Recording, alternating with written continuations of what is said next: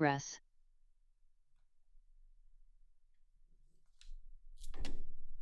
Good evening, everyone. This is one of the select board's favorite nights, maybe the most favorite, right, Lisa? So I'll call the select board meeting to order on June 2nd at 6:01 p.m.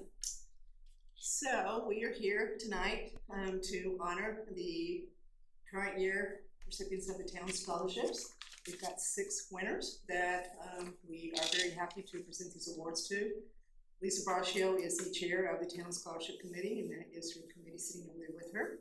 We've also got Kate Donahue, our representative to the state legislature, with us to help us with these awards. So Lisa. All right. Stand here. Sante, can you move the you're good. Just want to stay within the camera.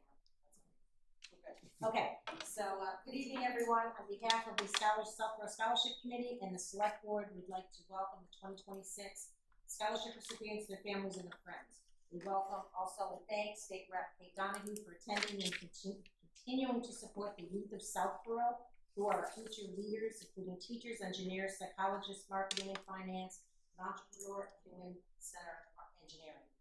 We'd also like to extend a huge thank you to Katie Berry, who isn't here tonight. She was supposed to be. She handles all of the administrative, marketing, and just about everything else that we do.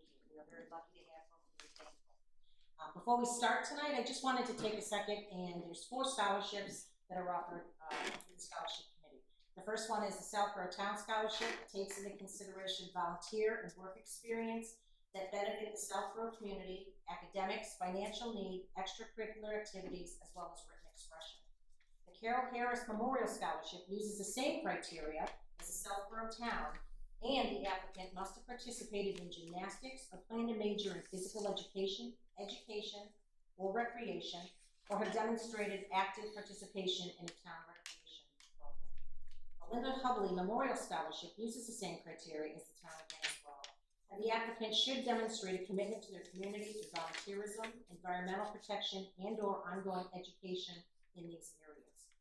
The Stephanie Ranieri Memorial Scholarship uses the same criteria as the Southborough Town Scholarship, and the applicants should demonstrate a commitment to their community and their peers.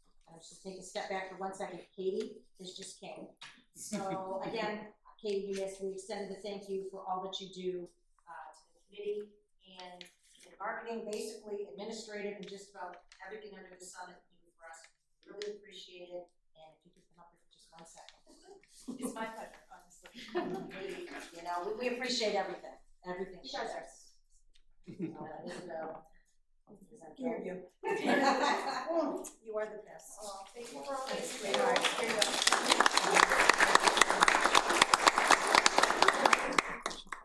and with that, thank you all for coming once again. We're going to turn it over. The select board are going to read a little bit about each of our recipients. Representative Donahue has honored us tonight with some citations. So after the first one, Kate will read the first one. Representative Donahue. And we'll go from there, and then as we move forward. So I turn it over to Kat. Thank you. Thank you, Lisa. Thank you, Katie. So before we get started, I just want to say again, and I feel confident speaking for the entire select board. Every year we do this. The qualifications and accomplishments of those that receive the scholarships are so impressive. I mean, they truly give me chills. You're so good, and you have such bright futures. So we look forward to doing this every single year. Okay, so I'm going to start off with the award for Claire Tang, and I believe her parents are here? Yep. Okay. All right, so Claire Tang exemplifies these areas with a focus on supporting local agencies to, in her words, create positive change for others and grow as a person. So again, the Southborough Town Scholarship takes into account academics, financial need, extracurricular activities, work and volunteer experiences, as well as written expression. They're looking for well-rounded students. Pamela McKay, Claire's guidance counselor, gave a resounding, excellent appraisal for her strengths and assets shown at Algonquin. Furthermore, it was noted that Claire worked at St. Anne's Clinic for vaccinations. During her time there, she grew the program and now trains new volunteers and manages the CAR MIS system in the VAX section. Claire kept herself very busy during her time at Algonquin. She volunteered for the Rotary Club, St. Anne's Church, the National Honor Society, and the National Social Studies Honor Society. She's also a small independent business owner. That's interesting.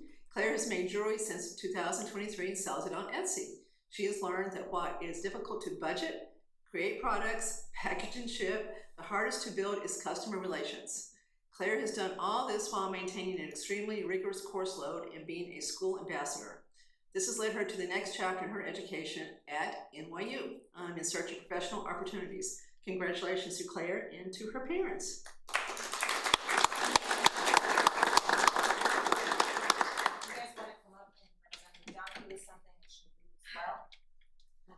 So nice to meet you.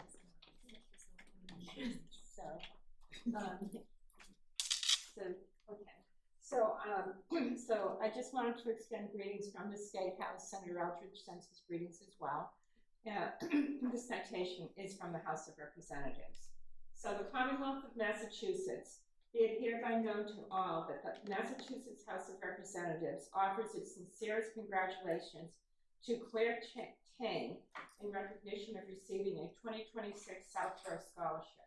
The entire membership extends its very best wishes and expresses the hope for future good fortune and continued success in all endeavors.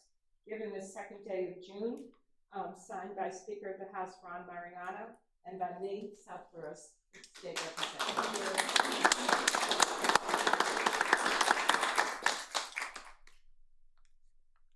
We'll have Kathy come up till we get a group picture again, Kate, with Kathy's got the certificate.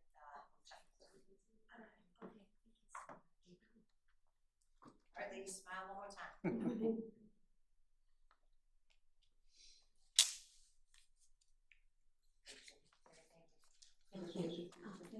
Thank you so much.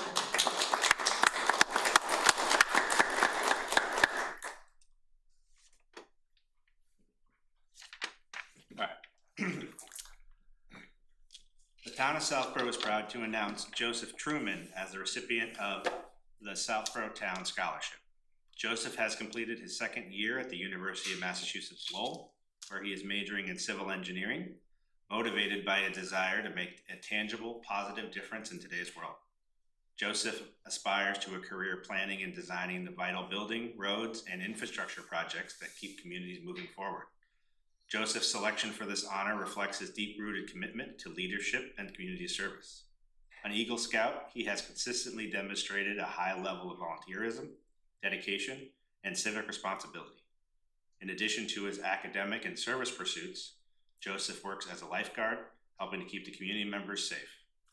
The town of Southborough congratulates Joseph on his hard work and looks forward to seeing the impactful contributions he will undoubtedly make to the field of engineering and society at large. And yeah, you should talk to Bill. I think we could certainly use your help at the DPW. Joseph, you want to come up? Andrew, can I add a point to this? For those of you who don't know, Joseph is actually a member of the Wastewater Study Committee, which is probably the pinnacle of his career. He's been a wonderful contributor, and I think it's been a good experience for him in terms of seeing how town government works and doesn't work sometimes. So I appreciate his service on that as well. Absolutely.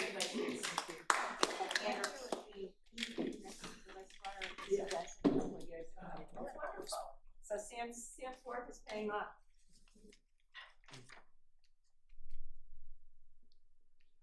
Congratulations. Hey, one more you need to be a part of. I don't need to go.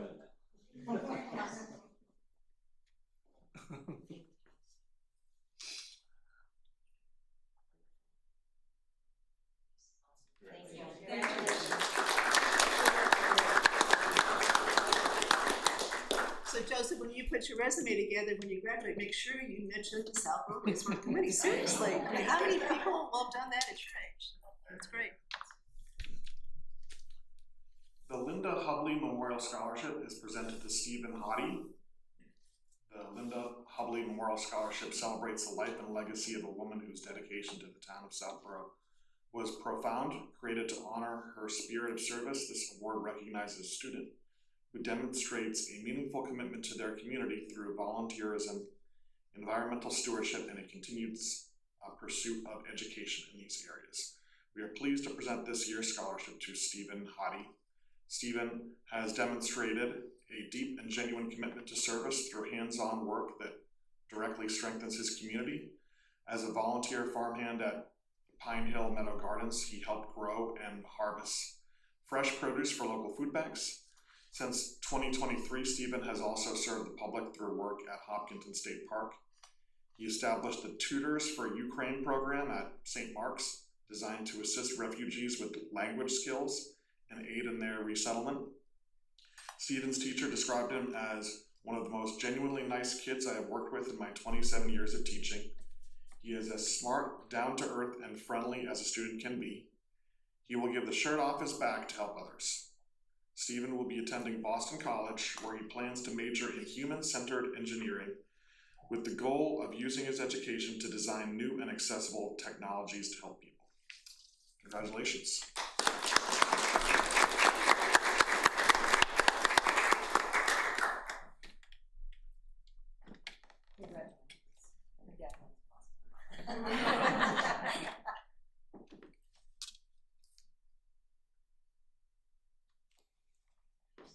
One more.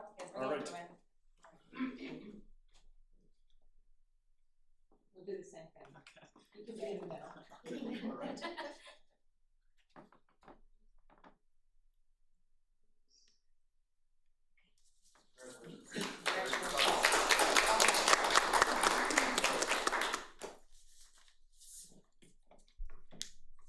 This is for the Southborough Town Scholarship. So the Southborough Town Scholarship is awarded to students who demonstrate excellence in academic, work, and volunteer experience, and extracurricular involvement. Daniel McGalley exemplifies all these qualities and more. Throughout high school, Daniel was actively involved in school activities, participated in rugby and football, and he was also a member of the Math Honor Society, where he served as a tutor. In addition, Daniel was a state qualifier for DECA. Beyond school, he dedicated significant time to volunteer activities, working with children through his church, rugby team, and camp. In addition to his academic and extracurricular commitments, Daniel gained valuable work experience throughout high school. For the past 3 years, he worked as a party host, and more recently, he has worked in construction and served as a finance intern. These experiences demonstrate both his strong work ethic and his willingness to explore different professional environments. According to his counselor, Daniel's greatest strength are his academic commitment, work ethic, and character. He consistently challenges himself with rigorous coursework while maintaining excellent grades. He is eager to engage fully in every opportunity available to him and continually strives to grow both academically and personally. Daniel will be attending college in Massachusetts, where he plans to study marketing and finance, fields that combine the creative and analytical aspects of business that he enjoys most. Daniel is not here, so if you would accept on his behalf and come on over and have a picture taken with Kate, that would be great. We'll share that with them. We'll let them know that we But you said appreciate nice it. things about him. There you go. So, and then I'll take that back when you're done.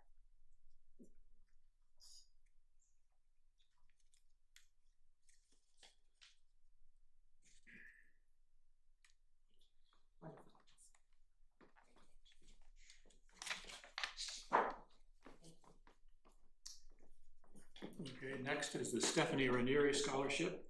Stephanie Ranieri Scholarship is more than an award. It's a celebration of Stephanie's vibrant spirit, generous heart, and enduring influence. Established to celebrate Stephanie's legacy of service and leadership, this award recognizes individuals who also dedicate themselves to uplifting others through meaningful community involvement, volunteerism, and a genuine desire to help others. Madeline Laughlin has demonstrated these attributes and is planning on focusing her education in these areas. During her high school, she came to understand how challenging it can be to not feel welcomed or included in a community. Madeline used these insights paired with thoughtfulness and caring to offer support to friends regardless of the situation. She has worked as a teacher's helper for 5 years at her temple and is a part of the temple youth group for 7 years, has been responsible for facilitating bonding activities to increase inclusivity. She's also worked to bring her class together by managing the tennis and squash teams, heading up the French Club and the Spirit Club. Madeline will be attending Smith College and majoring in psychology. Her goal is to be a therapist to immigrants and refugees in America who feel unseen and alone. She plans on using her strength of empathy and compassion to help the lives of others. Congratulations.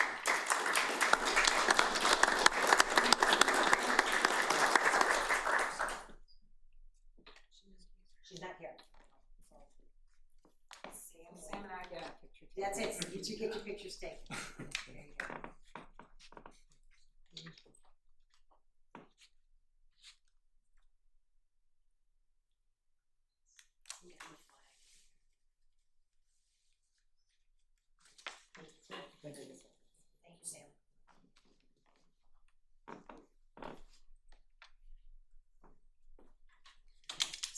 Elizabeth, are you here? Okay, good. I'm so glad. We didn't think you were coming, so that's great. So come on up. So congratulations to Elizabeth Caffrey. She's a dual recipient of the Stephanie Ranieri Scholarship Award and the Carol Harris Memorial Scholarship. Elizabeth plans to attend Endicott College to study early childhood education. She aspires to become a special educator and create a classroom where every student feels supported, valued, and seen. A teaching vision she shares with her mother and grandmother. Elizabeth believes the world needs more kind teachers, sharing. We need teachers who are there for students in their ever-growing and changing social and emotional identities. Every student brings a different story to the classroom, and as a teacher, I aspire to help them grow, flourish, and learn with me. And as a teacher, I will be forever learning alongside them. That's a great quote, Elizabeth. Elizabeth has been an active leader in Best Buddies, overseeing a 14-person officer board and serving in several leadership roles, including VP of Mission and Outreach, VP of Friendship and Inclusion, and Chapter President. She also played lacrosse for 2 years, works as an assistant group leader at a child care center, and serves as a co-dance teacher at an elementary school.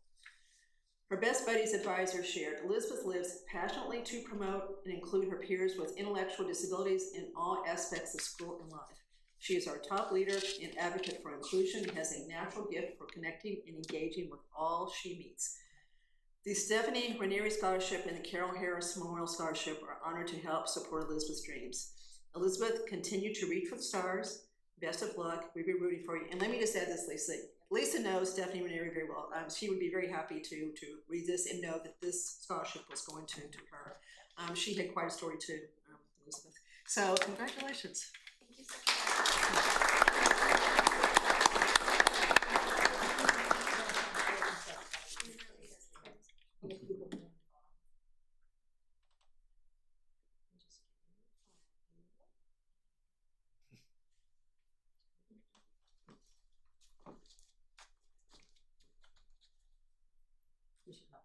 Thank you so much.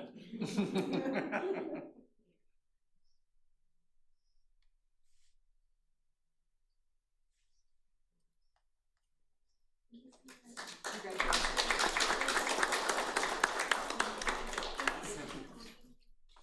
And thank you all, we very much appreciate it. I'd also like to thank the scholarship committee. I guess I should have started with that, but we have Maria Vagnini, Isabel Murphy, and Christine Pearson here tonight. So on behalf of all of us, I thank you, and we are adjourned. Thank you. Thank you, guys.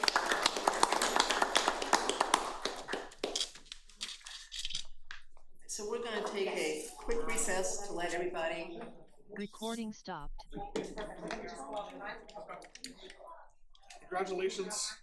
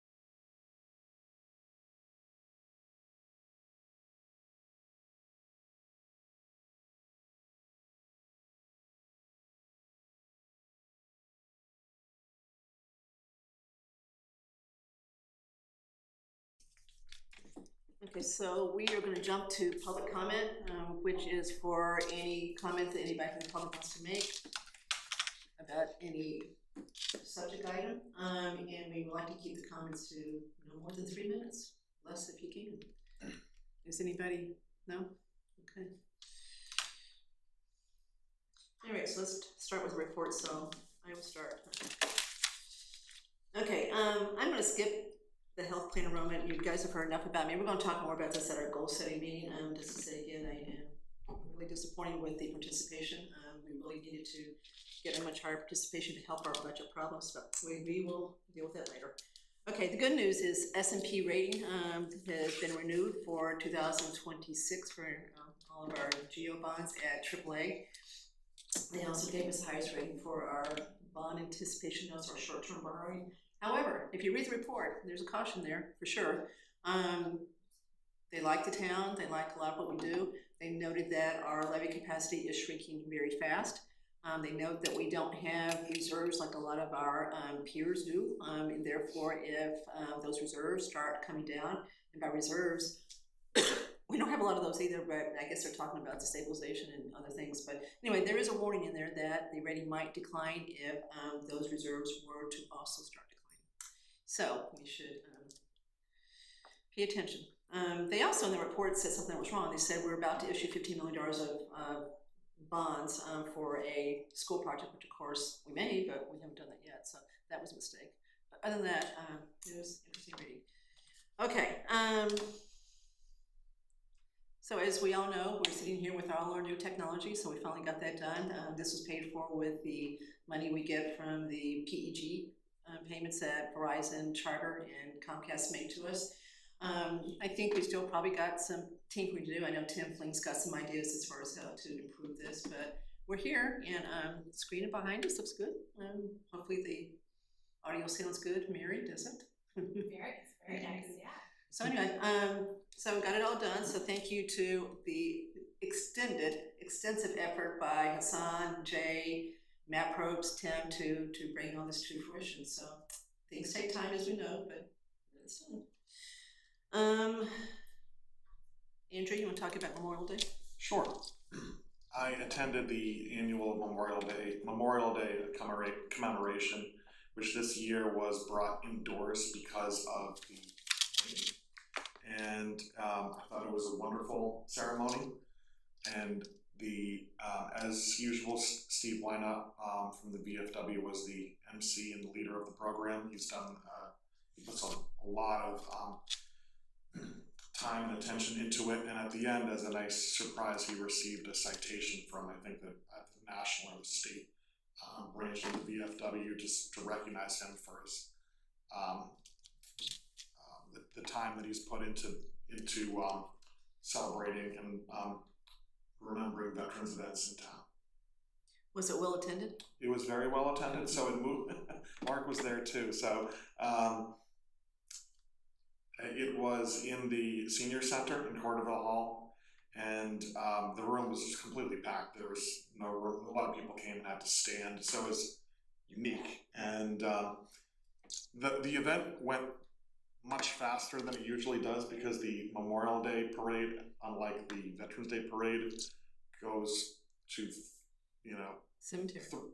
Three or two different cemeteries, and then the town common. So there was none of that, and it just started and then ended. So it was short. When did the town make the decision to move it inside? Steve made the decision either that morning or late that evening, and it was one of those where during the time where we ordinarily would have been marching, it would have poured rain. But then after that, by the time we actually got to Cordoville Hall, the rain had stopped. So I still think it was probably the right decision. Well, you've been drenched if you had marched, and then even if it came out, I don't think you would have felt. So if I certainly encourage everyone to attend that event next year. It was also the first public outing for our new fire honor guard at the observances. So it's very nice to see them, nice new uniforms and everything. So it was good to see. Good. All right, that's good news. Mark? Oh, sorry, Tim. Sorry, Tim, I didn't do that on purpose. I think this is the first time that I can remember during my 4 years on select board that a member's report, he's got a video, he's got a presentation to go with it, so go for it. Yeah. So I had the opportunity to join the fire department on their, I don't know how often they've done this now, but training day, and it was a high heat training, so you can kind of see like what inside the structure would look like. So I got dressed up in full outfit and the full SCBA gear and went inside the structure with the department to kind of experience what they were experiencing. You can see the thermal camera right there showing 700 degrees inside the structure where it was pointed at. And it was a good opportunity to practice a couple different types of training evolution. So a high heat victim drag, which is a 180-pound mannequin pulling it out from inside the structure. Some other opportunities to see this from outside in zero visibility. So it was a pretty interesting day. And I had an interesting chance to see Chief's helmet melt as it was in near the fire. So you can kind of see that in that photo right there. But good opportunity, highly recommended if the board gets a chance again. So I'd comment, Tim, it was a great thing that you actually voted for their budget, otherwise that could have turned out. That's right. Good point, Sam. They said you could not use a select board member as the mannequin. So that was the question was asked. I participated the week before, and Lieutenant. So they did two of them? They did two successive Thursdays. They had to split the crew so that way the station was staffed during training. So they had it was mandatory, but everybody went through one of the two training days. The heat was intense. Lieutenant Doan's helmet melted the day I was there, but it was really it's very interesting to watch and just kind of understand that mentality that when things go bad, everybody's running away, and you were here with the people who are running towards it, and understanding that whole mentality. So it was a good day of training, and I'm glad Tim was able to take advantage. I know Adrian Fafford expressed interest, but obviously you're scheduled. And yeah, and I guess there's some more coming up. There's one in October or something as well. Yeah, so. yeah. The chief's been pretty committed to the training, and I know that the department members have really enjoyed that. So it's something we're going to do more frequently. Well, I do recommend staying on their good side then. Kathy, of course. I had a chance to attend the golf course committee meeting today, and just wanted to announce they've had a resignation. There's an opening on the committee. They're looking for new members, so I would ask that anybody who's interested in plays golf and knows something about golf. It's going to be an interesting group because this irrigation project is still underway for them, and a lot of things going on there. So we're looking for people to help. So anybody interested, follow up with a volunteer form on the town's website. We have a new contract to negotiate with them too, so there is plenty going on. There always is. So let me just add one thing, the fire thing. I was in Boston yesterday where they had the recognition of the firemen that had died. Yeah, and there were 1,000 firefighters. Boston was this clogged with, in some respect, so very sad. I do have one more thing, and this is good news. So I believe the Hopkinton Water Connection Project is back on track. We met today and had a very productive meeting and set a timeline. So I do believe that we probably will be able to get an IMA probably executed over the summer. Mr. Butler is actively involved still. Bill Condit was there, their group was there, and I do think it's going to go forward. They spent a lot of money and seem to really want to get it done this time. So finally, so it's going to be my goal again this year, guys. Just so you know, I'm going to get that goal done. Okay. What time? So 6:30 now, right? Okay. So we continued the public hearing last week for the new pole that Greg wants to put up on Parkerville Road. Mr. Pfaff volunteered to go talk to Mr. Piscoli because he came to our meeting and seemed to think that it's not a very good idea. So Andrew did that today. Hasn't had a chance to, our grid hasn't had a chance to respond to it, but it looks like they came to an agreement as to where the new pole would go. I guess there's a better location than what they had originally decided. So we will continue this hearing until the 16th and then hopefully get it approved. But it looks like everybody's on the same page. Yep, no, we had a good meeting today with EPW Superintendent Cundiff, Mr. Priscoli, and 3 members of National Grid, and we walked, basically there's it needs to be within, I think, 1,000 yards or so of the last one, so we had an area at which we could choose from, and we designated a spot just over the culvert that's basically no abutters. It's kind of in the woods there. That's a decent spot to add a second pole. Okay, so I'll make a motion to continue the public hearing for the new pole on Parkerville to the 16th at 6:30 p.m. Second. All in favor? Done correctly? Absolutely. Okay, moving on, consent agenda. What? Sorry, I have Oh, This sorry. is a- This is a significant I have amount. I have good news. Yep, I will let Tim know. Tim had, I'm resting. I have two pieces, but the first one that was in the agenda, the first one that was on the agenda. In your packet, you have some information, regarding the state's community culvert grant program. We received good news. Mr. Cundiff and his team had applied, for funding to try to do these a couple of the culvert projects that we had been looking at doing for the past couple of years, and we were successful. We received almost $3.9 million in grant funding for the two projects. Just to put that in perspective, there were 71 grants given out for about $45 million. Of those, there were only 24 construction grants of about $35 million. 10% of those funds that were awarded went to Southborough. So that's great. There was only one other community, I believe it was Raynham, that actually received more in construction funding than we did. To continue that good news, a couple of town meetings ago, the town had appropriated had authorized borrowing for about $3.9 million for this project.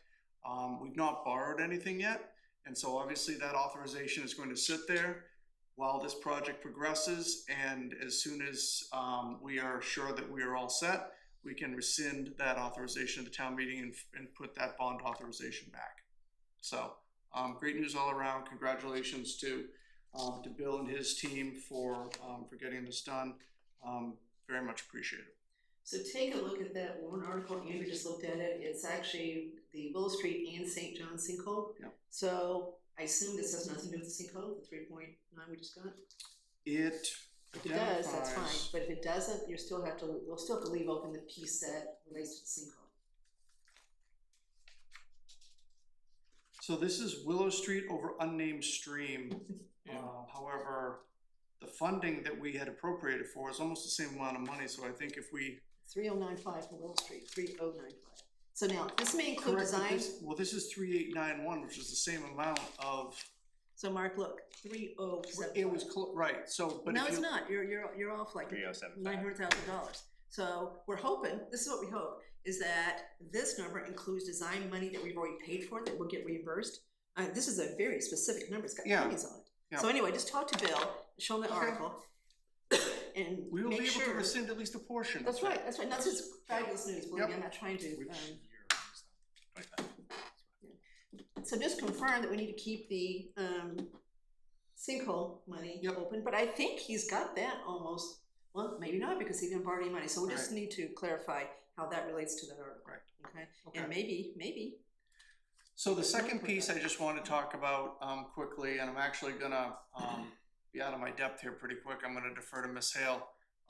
So we have been, as you know, recall, we were awarded finally a one-stop grant after several years of trying for a wayfinding project to improve our signage and our branding. We have been working with Stantec on that final report, and them coming before the select board, to give you that information should happen later this month. And the question has been, okay, now what do we do with this? And there's concerns as, okay, well, how are we going to fund this? What are we going to do? We have found out through the Stantec that there are two other processes in the one stop for this type of work. The second one is actually a planning and development after you do the study, so you can get funding for that. And then after that, the third step is a construction grant. So they will actually pay for the purchase and the installation of the signs.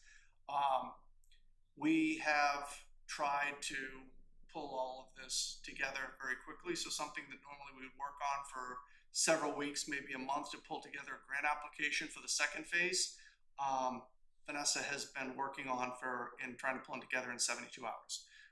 She has been working with planning. She's been working with building. She's been, making all sorts of phone calls, conversations, and trying to pull together an application quickly so that we cannot miss a cycle. Even though the report isn't finished yet, Stantec is still trying to help put this forward. So I just wanted to recognize, what Vanessa is doing to try to take the one-stop grant we got and turn it into two. And hopefully the fact that, we got the first one will put us a leg up a little bit to get the second one. So it's due tomorrow.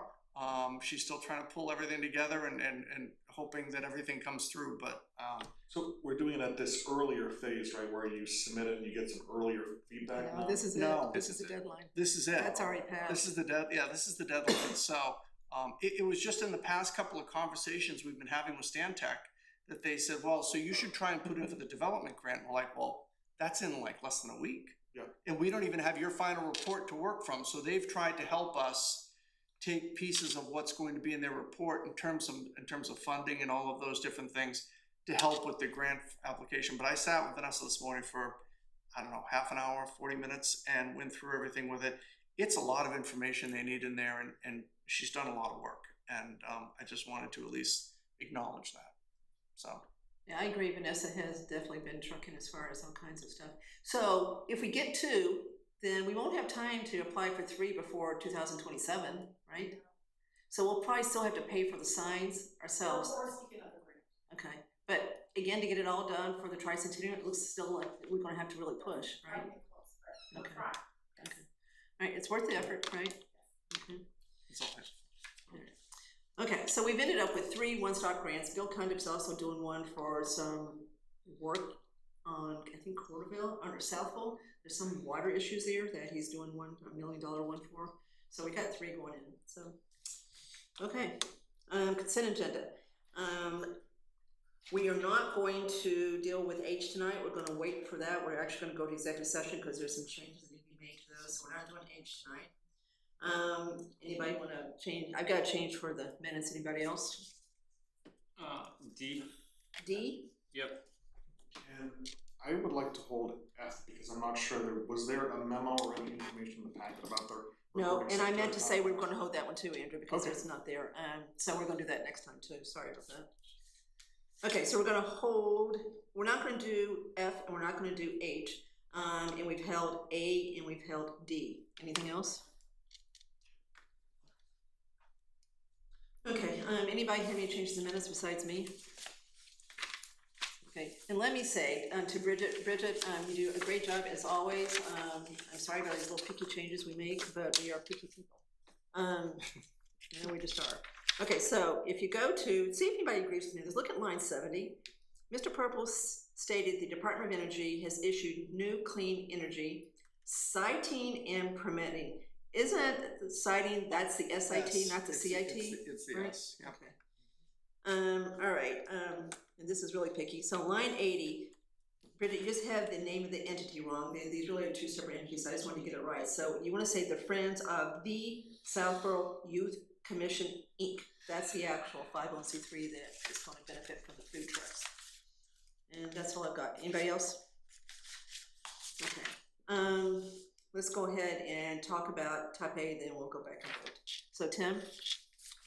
Yeah, so this was just a pretty lengthy contract that's kind of taken from boilerplate MSBA language that we're adapting. So I know Andrew Pfaff has spent the most time with this. I was just wanting to hear some more about this, if I'm missing anything, because I didn't see specific mention to what we voted on at town meeting, which are the 2 options. It has like some language in here, but I didn't see anything like specifically explained in that regard.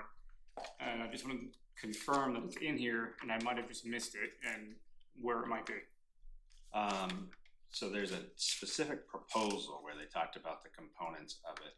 I'm not sure, I'm trying to see if it references it. Yeah, there's, so at the back of the, so you've got the contract document itself, and then you have the RFP, which was issued as part of the solicitation to get the design firm on board. The RFP is made part of the contract by inclusion, and in there, in that RFP, it's page 4, Okay. which has basically, it lists out option 1, option 2, and what the plan, the plan shall include but not limited to the following items. So that is all in there, the scope of services, the deliverables. That's really kind of the meat and potatoes. Okay, the second thing I had was schematic design. Weren't we taking both of these options to schematic design? 7.4.4 says we're only bringing one forward of their preferred option or their recommended option. So that was, I think, at odds to what I was expecting. Yeah, so I did talk to Chris Besson, the guy, the principal. I mean, neither are going to be a full schematic design in terms of having full plans and everything. I mean, basically, it's feasibility study plus schematic design, but he has committed to doing a full cost analysis of both options and providing, drawings and some images of all. It's just when you do a full schematic design, you have to do, hundreds of images and very, very detailed plans, but he's committed to make sure we have enough to go to town meeting with at least two options, if not more, with the associated professionally designed costs, plans, and images to give enough to town meeting to understand what they're voting on. Okay. And then the last thing that caught my eye was it mentioned in here, I don't have the section listed, but it mentioned that there could be other sites considered. I think it's boilerplate MSBA language that's from that piece. So is there direction to consider other locations or other facilities to them in the RFP? It's in the contract. Yeah, so. not necessarily as part of the RFS, I don't think, Mark, that was anything about sites, but yeah, that's part of the boilerplate, but I think it just gives us flexibility if we want to get into this, but this is literally the exact same language that we had in the Arrow Street contract, with the exception of a couple of things that they added in terms of the sourcing office, which is a new thing. And also in this contract, we should strike that there's 3 pages that got added to the document from the parade for the 300th anniversary that are not part of the actual contract. Okay. I thought I printed the thing wrong. It just got kind of stuck onto the document. So Vanessa just would like that to keep in forefront of everyone's mind, so just slipped it in and Psychologically. it was on the printer and it got sucked into the scheme. Okay. On the front of the other locations, I just want to make sure that we weren't going to reopen a can of worms, putting it in the contract when we had already eliminated other options to get to where we are today. So as long as it's the right language for this, that was my concern. Correct. That was not part of the RFS detail, Mark. My understanding is we had nothing in there for alternative sites. no, we did not. Yeah. Okay, but I still think this is important to clarify. And Tim, you're selling your fellow select board members short. I'm sure there was a lot of reading of this. I bet the gentleman next to you read it 3 times. Anyway, it's got to be clear that what we've asked them to do is to do exactly what that warrant article said, which is evaluate 2 specific options fairly, objectively, equally, give them equal weight, and come back with what we're looking for, which is basically how to do both of them and what the projected costs would be on both of those. We're not asking them to opine on which one's better.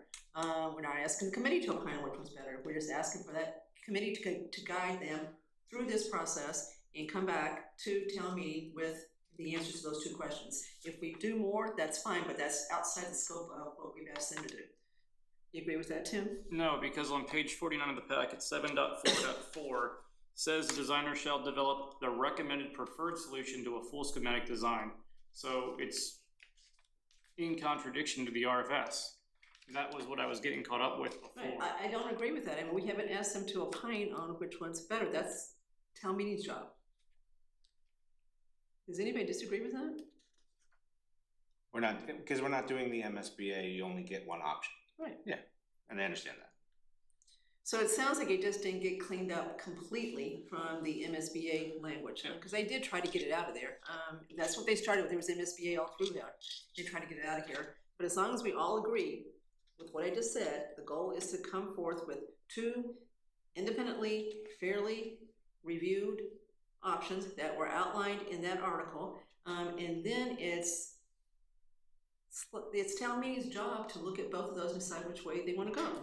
But it's not TAPE or the committee's job to make that choice. Correct. We need to come forward with at least 2 options. That's right. I mean, you can come forward with more, but those 2 have to come forward. Right. Okay. Does everybody agree with that? So even though it's not perfectly worded, do we want to go ahead and approve tonight, or do we wait until the 16th and clean it up further? This all happened pretty fast, so. Is there a risk to waiting till the 16th? I mean, I think I'm okay with us being in alignment here. I mean, at the end of the day, I just want to make sure the RFS leads this, the contract's just the language behind supporting the RFS. As long as these couple clauses that are ambiguous in my mind, as long as they're not going to hinder it, I don't mind approving it tonight. I just want to make sure that it doesn't cause us any heartburn. That's why I've said what I said tonight, to make it clear that what we want, and the committee knows this, the committee will guide them. We're already 4 to 6 weeks behind where we thought we'd be at this point, so I would at least like to consider approving this tonight, because, you know, the 2 weeks, now we're 2 months behind, where we thought we'd be, so, Andrew? I would agree. I think that the RFS directs us in the right direction. I think they understand what they need to do. I mean, again, the MSBA language is what we use because it's, you know, basically. Well, most school contracts are, in fact, almost all Correct. school contracts, in fact, Correct. every school contract is MSBA. We are an outlier here. Andrew, are you okay? AD? Yes. Sam, you okay? I guess I am, yeah. All right, so I'll make a motion to approve the contract for TAPE to provide the services outlined in the RFS and in the contract. Second. All in favor? Sam, you're saying yes, I can't see your hand. Yeah, I said yes. All right, 5-0. Andrew's halfway up. What's that? His hand was halfway. Okay, so back to the consent agenda. So I'll make a motion to approve items B, C, E, and G. Still gotta do A if you I want. know, I'm coming back to A because I amended that one. We could just add A as amended. Andrew, let me run the meeting, okay? So I make a motion to approve items B, C, D, B, C, E, and G. Second. All in favor? Now I'll make a motion to approve the amended open session meetings from May 19th. Second. All in favor? All right, so everybody have the spreadsheet of appointments for fiscal year 27, color coded, because the colors are important. So everybody got one that you got on the screen or in front of them? Does anyone else need a color version? Sure. If you have printouts, I'll take a printout. I'm sorry, what? We got extra copies. Oh, if you have an extra copy, I'll take one. Thanks, Andrew. Good, Sam? Good, thanks. Okay. So Vanessa, just to clarify, is Ellen not going to seek CPC, or is that not, we don't appoint her, that's why she's not there? Okay, all right. So unless I'm wrong, I don't, well, no. So Pat Lally is not going to, she's the one that's resigned from the golf course?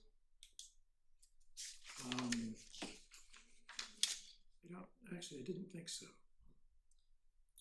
We just didn't hear back from her?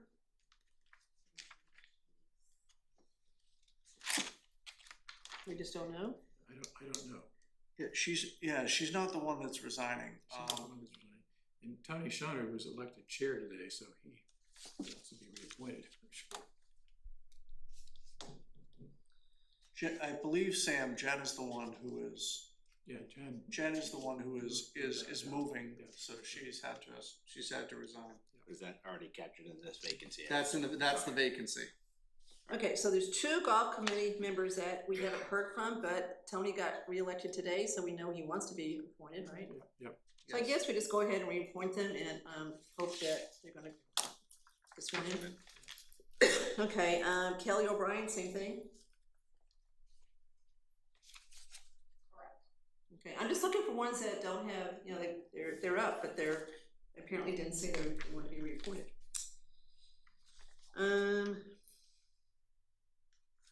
So I'm also, under the Tricentennial Committee, I'm also in that category of, I'm up, but this doesn't indicate I want to reappoint.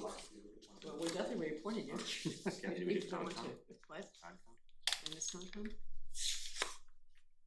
Okay, so Vanessa, we just look like we got a handful of people that didn't say yes or no. Correct, we have not heard back from everyone on this list yet, and we're still making contact. All right, so let's just go ahead and give them no choice, right? reappoint them, so they have no choice now. I mean, some of these, if we didn't do it, they wouldn't have Yeah. borderline. Yeah, so let's be optimistic here. Okay, and then we've got a couple that are new, correct? Yes. We got 3 new ones that we are going to be appointing tonight. Well, Jamie, it's not new. ZBA.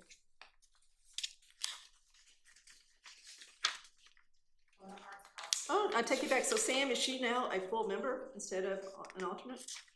I didn't think so, but I'm not sure. I thought she was an alternate. Did you think she was an alternate? She's been an alternate. But they do have, okay, so it looks like, so do we know what's going on ZBA, Vanessa? Is she moved up from alternate to full member? I think that So did who happen came off a it? couple years ago. What's that? I think that did happen a couple years ago. Well, I'll tell you who's missed. No, Doug is here. So Doug is not an alternate. He was. Yeah, he has been an alternate.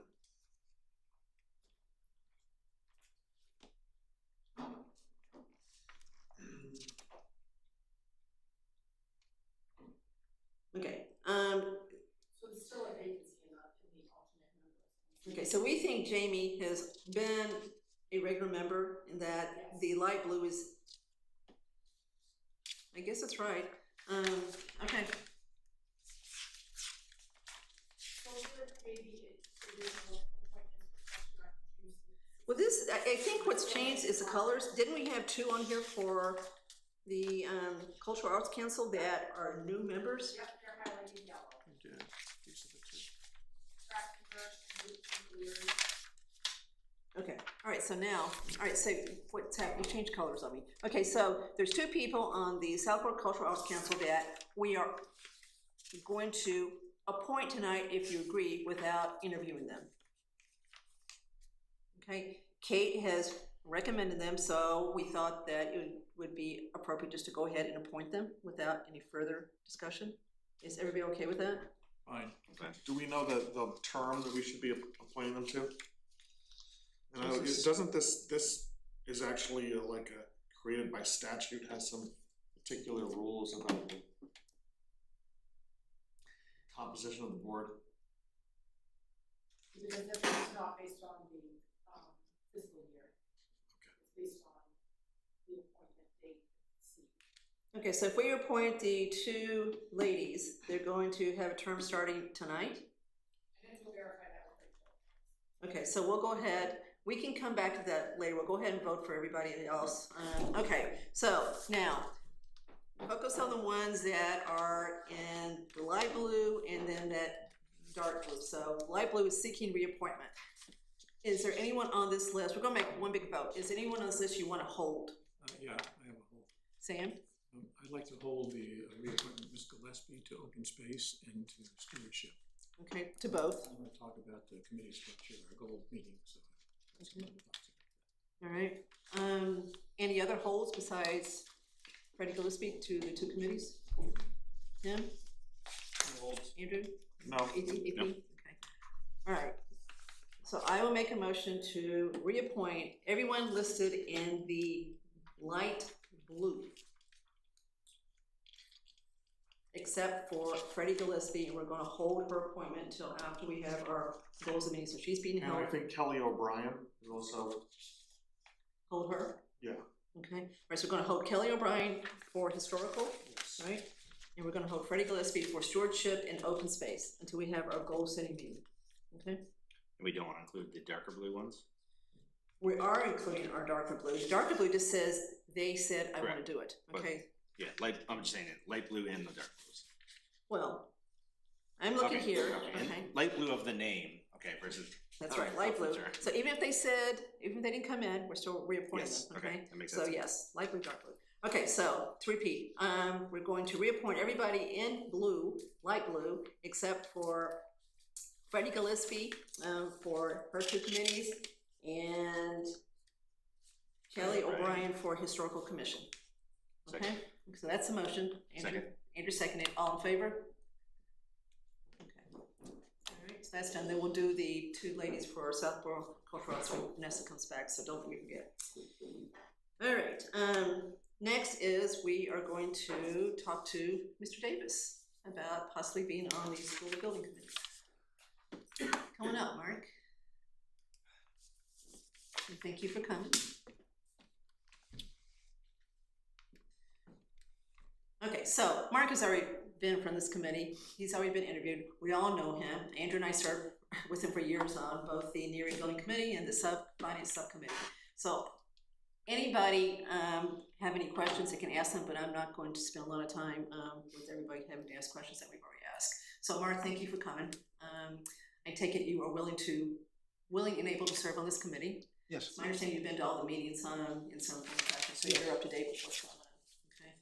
All right, so my one question to you is the following. Regardless of what you think the right project is, and we all have our opinion on what it is, are you willing and able to assist the committee and Taipei with evaluating the two options that the town meeting approved as far as option 1 and option 2, consistently, fairly, and equally? Yes. Okay. Let me just apologize for my voice. I suffer from allergies, and I may lose it. But sounds okay. My apologies. Yes, I can. My opinion doesn't really count. Once I'm on the committee, the charge is very different than what we did before, and whenever I have looked at real estate, probably hundreds of projects throughout New England, you always have an opinion walking in. And oftentimes you walk out because your opinion was right and you don't proceed with the project. But in this case, we have a direction from town meeting, and the direction does not ask us to give an opinion. It asks us to report and do the research and do the hard work to get something in front of town meeting that we can rely on. And that's been my expertise.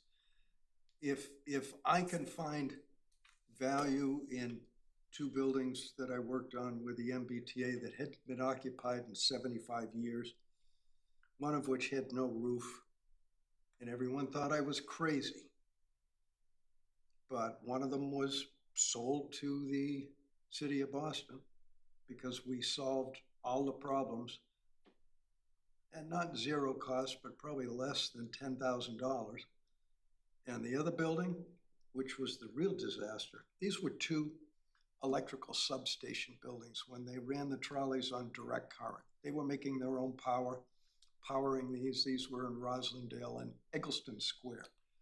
Eggleston Square was a decrepit thing.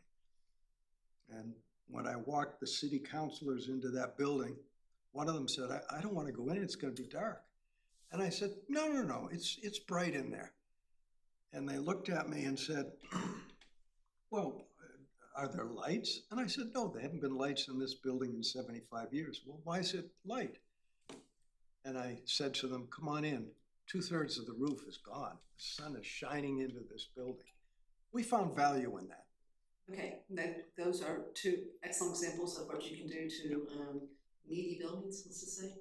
All right, I'll start. Sam, any new questions for Mark? Not new, that was my question as well, Mark. I guess I see this as sort of a reset, start over, focus on the facts, and leave prior opinions behind. And I think that's what Mark expects, and I have not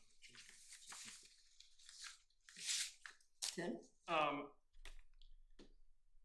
You brought up a lot of good points over the summer committee when we were on. One of the things that I found enlightening was you had different points of view that you would bring up.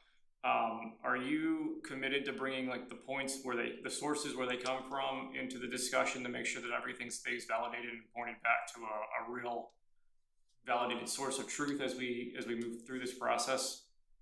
I pride myself on asking questions that require facts to answer them. And if we don't have it, we get it. I can hound the architects, and I do on a regular basis, to justify what they're saying to us. What we need is a package of factual-based information at the end of the day, so town meeting can make their choice. And are you committed to helping in creative ways along the way to make sure that we meet the commitments that we made to town meeting to bring the two options back? So even though it may not be easy from the beginning and we have to be creative as we go through it, are you open-minded to helping through that process and Yes. really making sure it happens? Yes, with one exception. I don't think we have enough time now to get it done for the fall. So, We're aware of that, so, Yeah, it is what it is, right? We're gonna have a special town meeting, but it won't include this, we don't think, we'll set that meeting when we know it's time, so we agree. We'll do it right, not necessarily speed. that's correct. I don't have many more at the moment. Andrew, AD, I don't have any questions. AP? All set? Alright. Okay, so I will make a motion to appoint Mark Davis to the Elementary School Building Committee. We're doing this year by year, right? So I guess effective immediately. And are we appointing these tonight? Are they listed here? The term is until select board deems we're complete. Oh, okay, so there you go. So for a term equal to when the select board deems the work complete. Second. All in favor? All opposed? All right, so 4-1. So thank you, Mr. Davis. Thank you. Okay, good luck. Now the fun begins. Yeah, so we approved the contract tonight too for the architects, so at this point, you should be able to take off, right? Get going. Okay, thank you. Thank you. So we are moving on here. Okay, Andrew, do you want to handle the next one, explain, what we're talking about as far as the rail project? So we've got the base bid to approve tonight. You're kind of putting me on the spot. Well, you don't have to if you don't want to. I think I know. Sure, I had some thoughts, but, okay, just really basic. As the memo indicates that town meeting approved this expenditure CPC project in April 2025, and I remember when we were working, me and Kevin Miller and Lisa for CPC were working on moving this through CPC to get it ready for the April 2025 town meeting.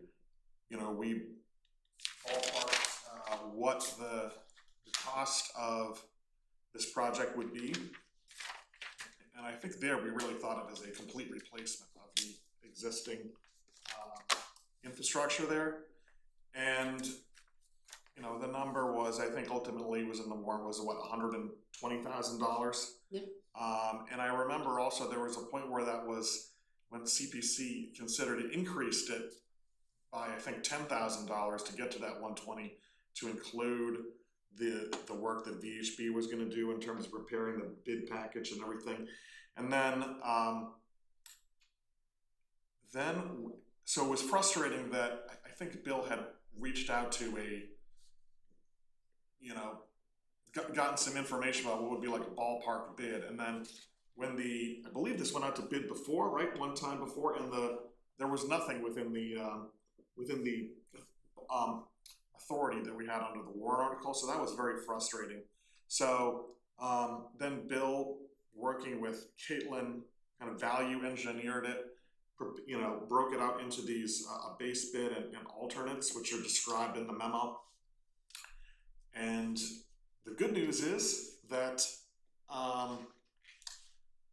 we at least have one bidder, Nealon Construction, that can do the work that is within the appropriation that town meeting authorized in 2025.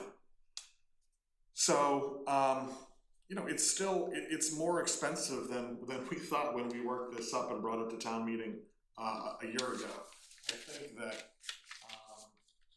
makes sense to move forward in some way with this, because I don't see this getting better in terms of how construction costs work. So those are my thoughts.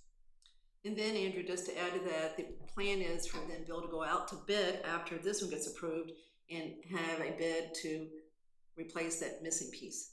Yes. And then try to get this all done. We're trying to get all this done before the tricentennial, right? So the town looks. And just another point people may remember, when Bill worked up a memo that went to CPC in August 2024 about different options, I mean, there was a way of doing this that would be really cheap, that would be like $20,000, and that would be just, you put in, you know, modern style, like chain link fence type thing, and everyone involved, you know, CPC and certainly historical thought that that would kind of cheapen how it looks. So we wanted to do it in a way that, and Kevin had done a lot of research about when this railing was installed and talked about it at town meeting. So we're trying to get it as, you know, close to that as possible. I mean, I think this is what's achievable right now. Andrew, I have a question. It looks to me like we could do the base bid plus alternate 2 in the budget. That actually is what I had also circled there. That would be what little like under $82,000 or $83,000. Right, yeah. The problem with that, according to Bill, is you can't jump over alternate 1 to get to 2. So that's why he's going to go back out and bid for alt 2 separately to get it done. So you have to do 1 first. Okay, Bill is in the audience, actually. Well, that is what Mr. Cundiff has said to me. He can raise his hand. That is the rule. You can accept the base bid, and then you can accept alternates, but they have to be in order. You can't skip. Oh, is it back asking the contractor if that's actually the case for what he wants to do? That doesn't sound like it. I think the bids are what the bids are, right? Yeah. So This will get it done. I mean, we've got a way to get it done. He'll go back and then put it out to bid real quick as far as the alt 2. But Bill is here? He's in the audience. Okay. I'd be curious, just to know, Bill, did I kind of describe it correctly? And then also on the base bid, you know, I just drove by this and coming to the meeting here. You know, if you could help us just visualize what this base bid is going to get done. Well, you know, the problem is the piece that's missing, and we think it went missing during the TIP project, so it's really the DOT's problem. So Bill's working with DOT to reimburse us for that piece of it too. We go ahead and get it done, and then we get reimbursed, we hope. Or find the missing piece. Well, I'm just focused on I get that part, the missing part, but just the majority of it, where you see the rail's not connecting correctly and it's bent. That will get fixed under the base bid. Yep, that's good. That will get fixed under the base bid. The bid alt 1 really is new components, so that's the main distinction. The base bid will utilize to the extent practicable the existing railing. Bid alt 1 will basically replace components of the railing. So bid alt, that's why there's such a large cost for bid alt 1. With regard to bid alt 2, we're still trying to get Mass DOT to own responsibility of that little section on the westerly end of the railing, as it was damaged during that TIP project. So, Bill, why do you have to go? Is it true you have to go through bid alt 1 to get bid alt 2? That you'd have to replace the entire system to add a section if you repaired the existing section? That is correct. And we intentionally left that bid alt 3 as bid alt 2 as bid alt 2 because we are fairly confident that Mass DOT will step forward and own the responsibility of that section. So we felt like if bid alt 1 came in under our budget, but bid alt 2 didn't, then we could seek that from Mass DOT in either case. But yes, procurement laws require that we award the contracts and the alternates sequentially. Yes. But I'm confused how that makes sense in this situation if we're restoring what's broken and then we have a missing piece that we would just add that missing piece to it. Why would you have to? It's just because the way they bid it. I mean, so Bill, I actually think bid alt 1 is not in the four corners of the warrant article because it was only for restore and restoration, not for replacement. So I think we just kind of have taking it. We're not accepting it anyways. I know we're accepting it anyway. So basically, I think we almost just need a base bid plus 2, and then the question is whether or not we can get DOT to do bid alt, so basically get rid of bid alt 1 and bid alt 2 becomes bid alt 1. No, He just that goes out and doesn't bids work like it. that. Now he just goes out and bids it You'd have to- again. You He's just have gonna to bid rebid it again, I'm just saying you would get rid of bid alt 1. But bid alt 1 just dies, and so you just don't accept it. Then you accept the base bid, and then he goes out separately with another clean Another bid. okay, just to for, do that. just for the, Correct. okay, that makes sense, okay. Which may be a moot point if Mass DOT steps up and takes care of And the we still issue have the that funding. they created. So we're in essence though talking about, Get reimbursed. we're talking about $70,500 here for this project that we have $121,000 for. Correct. Correct. Plus, then you'll do the 5 for that, and we hope. Well, And if we can't get DOT to pay to do it, then we have, 40,000 or whatever the number is left over to Do what should be do what around should be bid alt 2. essentially There will be, 11,400. there will be some engineering cost on top of that 70,000 for construction oversight and review. But there should, in theory, Bill, see some money left over if we can't get DOT to do the replacement to maybe do something there, but obviously it needs to go out to bid. And this gets it done this year, ready for 2027. Andrew's been working on this for how many years, Andrew? 2.5, 3? Long Yeah, time. exactly. It was in the summer of 2024 that we worked to begin the process. So we'll get it done. Bill's got 3 things he's trying to get DOT to close out. One is the knotweed problem in Parkerville. It's this one. What's the third one, Bill? Oh, the wall, the stone wall. Stone wall, Yeah. stone wall issue. Crumbling stone wall by Tim's house. So he's trying to get it done. There's a local person he's actually going to deal with that lives here, so should understand the importance of 2027 to the town. So maybe he'll get things moving. All right. Thank you, Bill. Thank you. Okay. All right. Okay. So I will make a motion to award the base bid for the town common fence and railing project. Second. All in favor? Do I have to specify which bidder it goes to? What's the base bid? Well, basically, but But there's two. There's HM. Capitalize the base bid. Okay, so Needland Construction. who is it? Needland. Okay, so I will revise it. I will make a motion to award the base bid for the town committee fence and railing project to Needland Construction. Construction. Second. All in favor? Tim, are you raising? I can't see your. No, I'm voting against this one. All right, 4-1. Okay, moving on. I skipped C on purpose. We're going to be talking about that in our executive session, the 61A property on North Borough Road. So I skipped it on purpose. Okay, the last one is Vanessa. You want to come up to through this? Is to make sure that we have talked about everything we need to ahead of June 8th, so we are productive and we leave there with a set of goals because we. So I did distribute some worksheets for your goal setting retreat on Monday evening after I met with Ms. Cook last week. So we want to get those back in time so we can have Rachel or myself, format that into, various categories. So you have a starting point on Monday evening. Okay, we think end of day Tuesday was our timeline to Correct. submit. So does everybody have time to look at this before end of day Tuesday? Excuse me, end of day tonight? Yes, that would Okay. be today. Yes. Yeah, boy, this is Just want to Tuesday. extend that. Okay, so has everybody gotten to the point that they know what goals they want to submit? And we really need to cap this. We can't have 80 coming in, for example. So I'd say no more than, Vanessa's gonna even have a lower number. I'd say no more than 10 per person to Did be you look submitted. at my list? So I'm looking at you too, Sam, okay? You pick 80 just because. Combine, truncate, pick the ones you like, the important ones, but you know how this works. It takes a while to get through it, so I'd say limit to 10 per person. That's 50 to start out with, which is still a lot. Andrew's shaking his head. It's a lot, right, Andrew?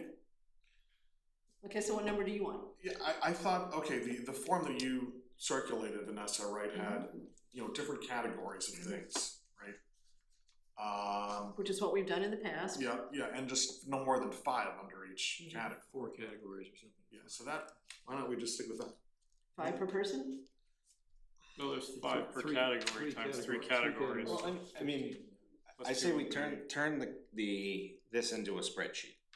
Turn it on its side and then we can have an ongoing list and then just prioritize it, but at the end of the day, we should whittle it down to, yeah, probably 5 per category max, but that's what our next Well, I'm meeting. trying to do some whittling right now, so we don't have to do the I whittling. mean, on my Monday focus is gonna be on the category of things that we have talked about before but haven't finished or have lost track of. night. Okay, so I, Because I have a lot of those that I could think of.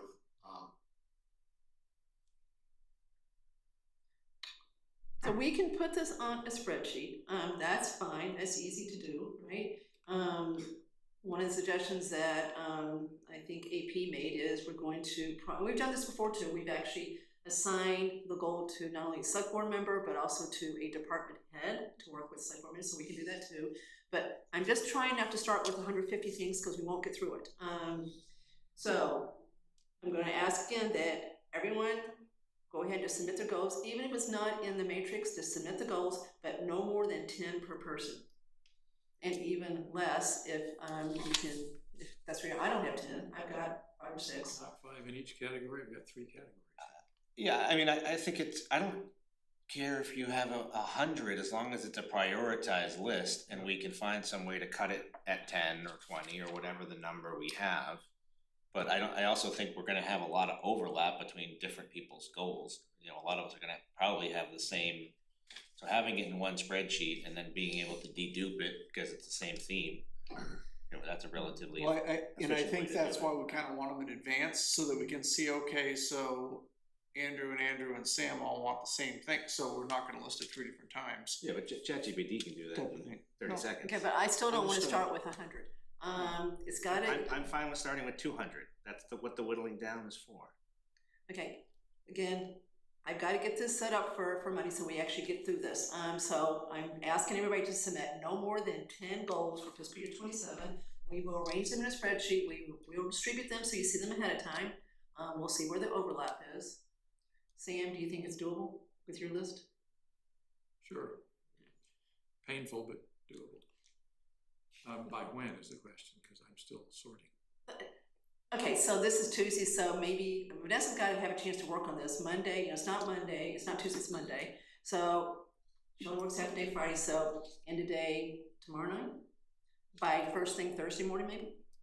So you'd have Wednesday night to work on it? Yep. Does that work for everybody? No. Andrew?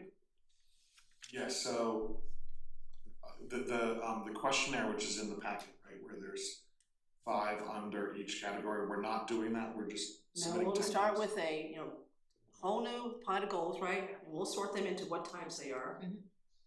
That's what- We can on there, we can say, you know, what is the length of this? It's a, you know, before 2027, this is a, you know, what, is it immediate, is it carryover, is it long-term? You know, that's just a categorization of the actual goal itself. And then, you know, individual goal, again, you could, you know, just have a category column in the spreadsheet. But, I mean, I still am meeting with some department heads this week to talk about goals that I have that I want to include in there, and I'm not gonna have that done till Thursday, Friday. I mean, if we're only doing 10, I mean, I think we could just send it over the weekend so that Vanessa has it first thing Monday morning, or, Yeah. you know, I think that. Okay, so I'm going to ask again that everybody gets their goals in by Thursday morning. Okay, so Vanessa has time to sort it and get it back out to us, so we've got the weekend to look at the list and have a chance to do it. If we get it Monday, we're not gonna have a chance to look at it. You talking about the blank? I'm talking about a list, so I'm getting rid of the matrix for the moment. Your list of goals that you want us to look at, we will sort them by category and reformat everything and send it back out so it's more organized, so everybody can see what everybody else has submitted and see where the duplication is by Thursday morning. I can't commit to that. Okay, so Sam, you can? I can. Tim? Painfully, yeah. AD? Sure, I mean, I can do that. Okay. I also think, Kathy, that we could do that, but it seems to me there's different levels of this in the sense that maybe we come up with 10 goals or whatever, but I think when I've been going through this, there are a lot of things that are sort of in play at this point that are important to keep moving. And I know that they rise to the level of, you know, select board needs to focus on it, but I think there needs to be some mechanism to reinforce Right, so we can do that. I totally agree with you. Hawkinton Water is one of those examples, right? So there are several of those that are started that are not finished that should be carried over. So we were gonna start the meeting with the list from last year, go over those, see what we got done, and see what needs to be carried over. So we will carry those over too. Again, I don't mind coming up with a relatively short list of official goals for the board. On the other hand, I think it's worth conversation about a broader list of things that we would like to get done, and a conversation about how we get some of those things done without us necessarily having to put in 100 hours a week to get them done, to leverage what we can do across the departments and other resources.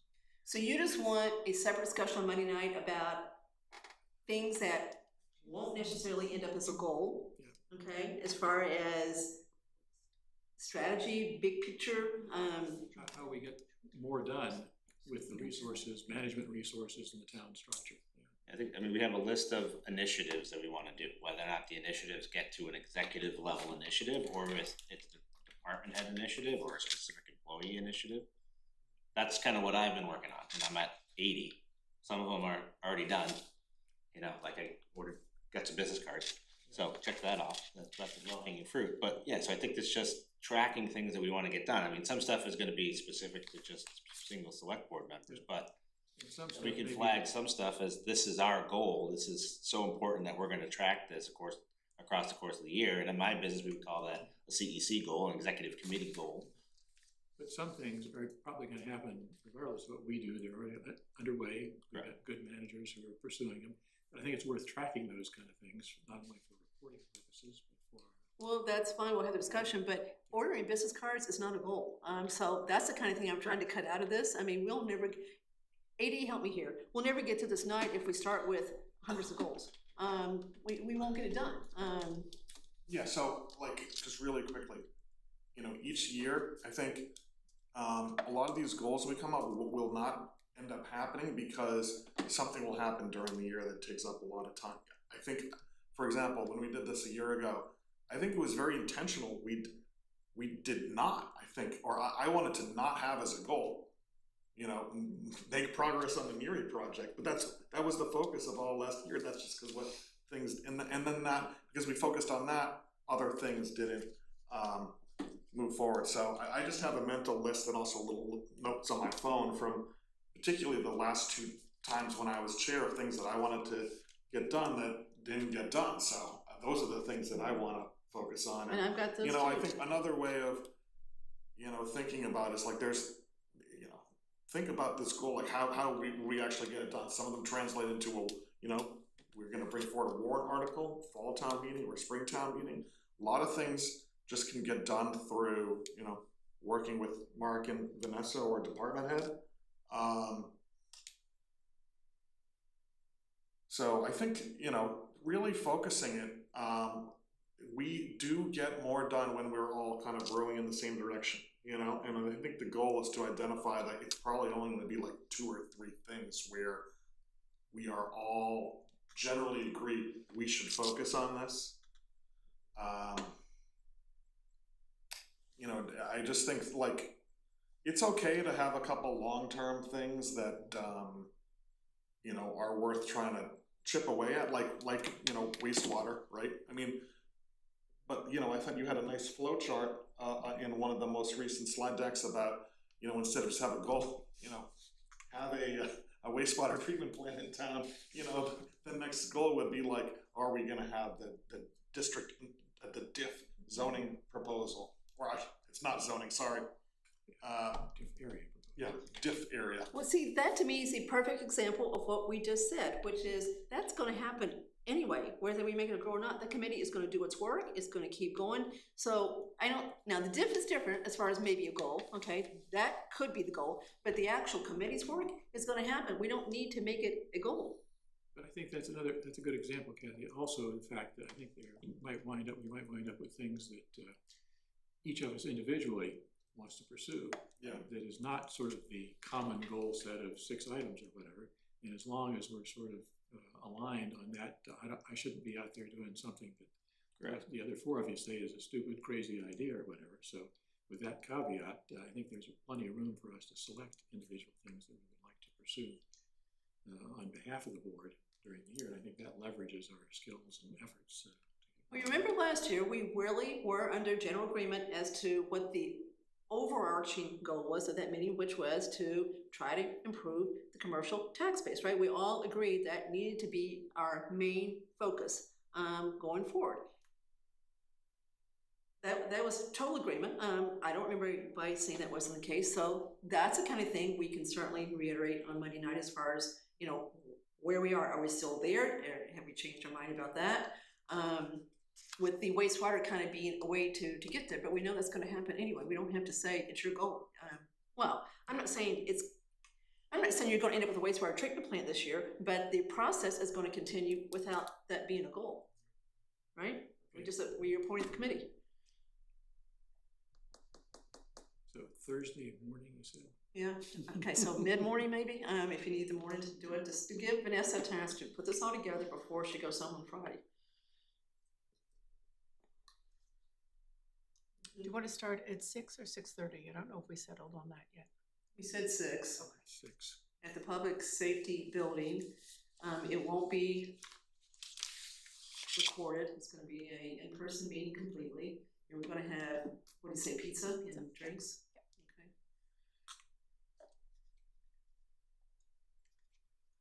Mark did invite the department heads, so we may have more attendees than we usually do, which is fine.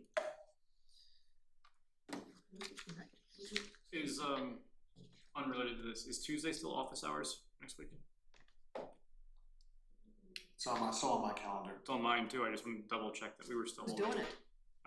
Yeah. I put office hours for June 16th to talk about again. So we haven't set them beyond June. I assume we don't want to do them over the summer, right? Did we do not, or we did? Do not.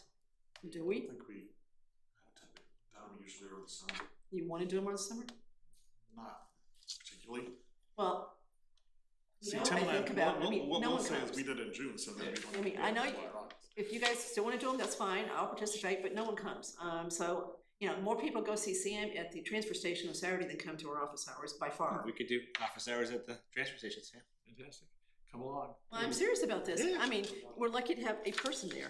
Sometimes you literally have not one person, or it's the same people. Or the usual suspects. That's right. So anyway, we will talk about it again. So you guys are all set for June. So you two are doing. It'll be publicized. There'll be some word that comes out from the X account of the town or whatever. But Yeah. Oh yeah. No, we'll put that out. So next Tuesday at 6 o'clock here, Yes. right? Okay. Do you want to do those 2 appointments? Yeah. Okay. So Vanessa, do we have an answer? So these are appointments in the Mass General Law for the Cultural Arts Council statutes. It's based on the date of approval. Rachel spoke to the town clerk and he suggested making it June 30th. So it stays on our regular cycle with all of your annual appointments so they don't fall through the cracks. terms to end June 30, 2027. They're actually 3-year terms. A 3-year term, so 2029. Okay, all right. Okay, now the hard part is pronouncing the last names. Okay, here we go.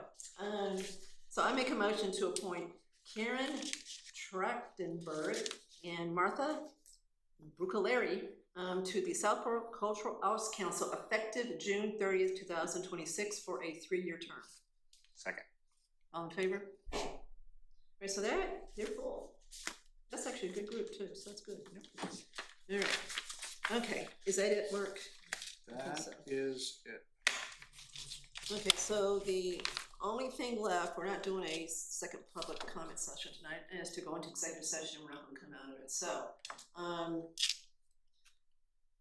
I will make a motion for the board to enter into executive session and not return to open session for the following: to consider the purchase, exchange, lease, or value of real estate, which is exemption 6, as the chair has determined that an open meeting may have a detrimental effect on the town's position.